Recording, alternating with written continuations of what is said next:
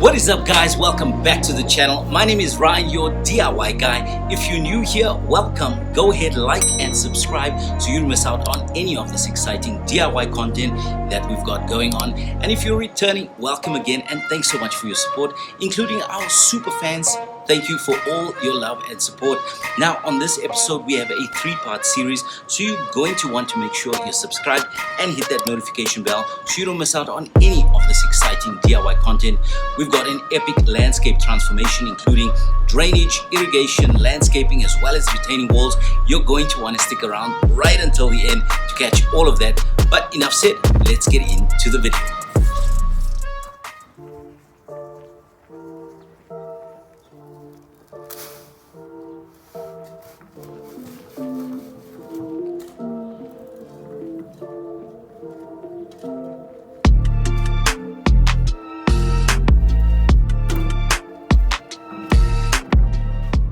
We start off with these retaining blocks, and man, as you can see, they are quite sizable, each weighing in excess of 30 kilograms each.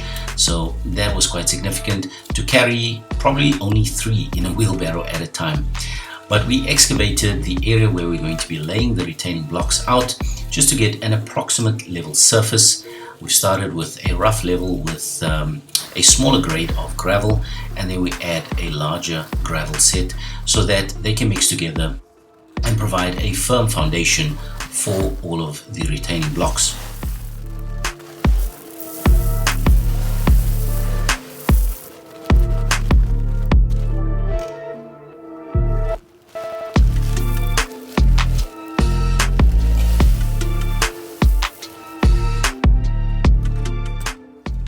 Thereafter, we level the area approximately just to get it flat and evened out in the size of the diameter for those retaining blocks, which are about 400 millimeters wide.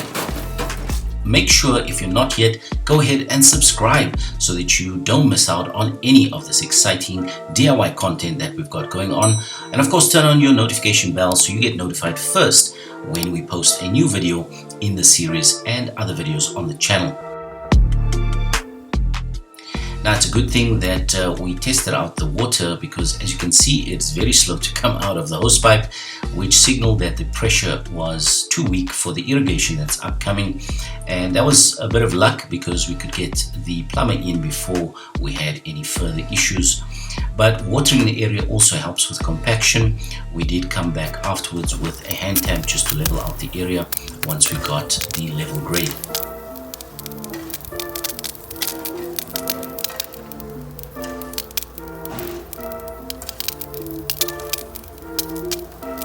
Down here.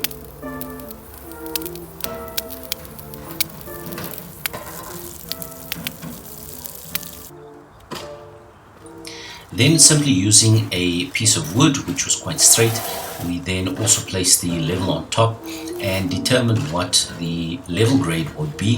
And sometimes you'll see we have to cut into some of the gravel just to remove it so we can get the grade, or tamp it down so that it is out of the way. And then we can level the front and back of this area so that the entire surface is level from left to right and side to side.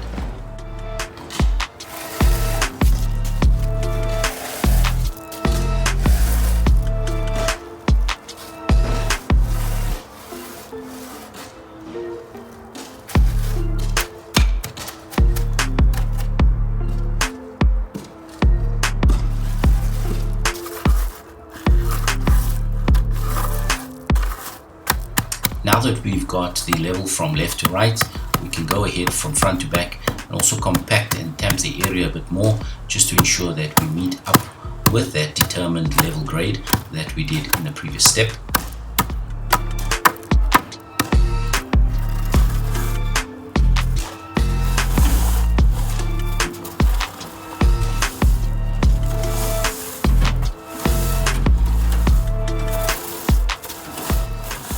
After we've leveled out the surface according to the grade, we then check the height that we require in order for all the retaining blocks to sit at, and we draw a string line and attach it to the other end to ensure that, very similar to building a brick wall, we can align all of our retaining blocks at the same elevation so that the finished product doesn't look like a wave at the end of it.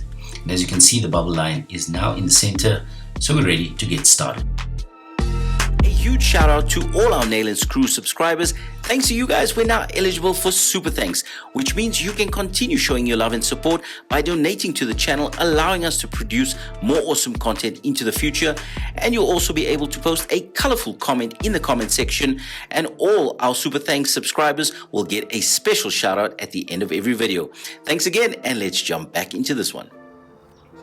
We created a smooth production line of bringing in retaining blocks, setting them down and putting them in the level according to the next blocks, or the previous blocks rather, so that all of them meet up to the correct elevation at the end of the line. And here you can see a bunch of the blocks going down at the right level, and you can see they're pretty flat, which is good.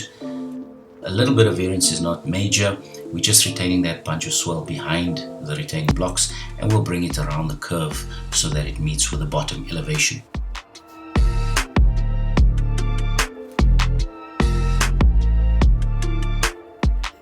Once we've got a line of all the retaining blocks at the desired height, we can go and backfill with some of the native soil. Now you can also use crushed gravel here, but the homeowner wanted to plant some plants in this area, such as herbs and small flowers. So we just put in some of the native soil, and we'll top it up with a bit of potting soil at the end.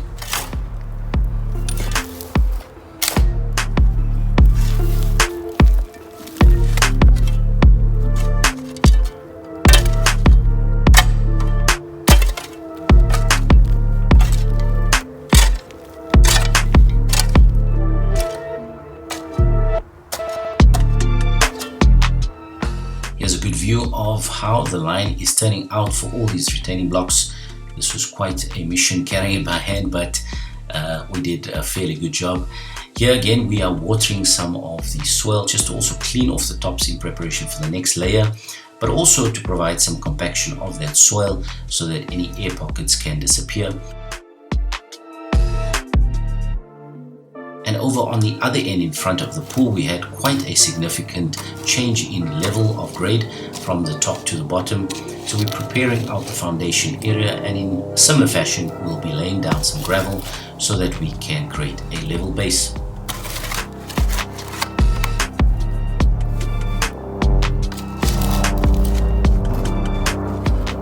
Now this electrical line here was damaged before, so we had to repair it before we placed any of the blocks on top of it, and ensure that it was clear from any destruction or getting crushed from those blocks. But it did need to be sealed because there is also water in this area.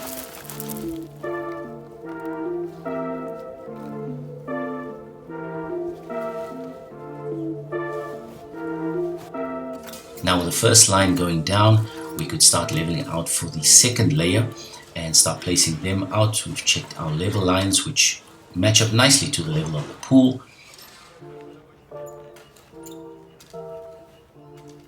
So we could backfill all of these retaining blocks so that they can also plant some plants. And over here we created a stepway which provides entryway into what will be now a bit of a terrace on top by the pool, which we'll cover with grass at a later stage. You'll see in the next episode.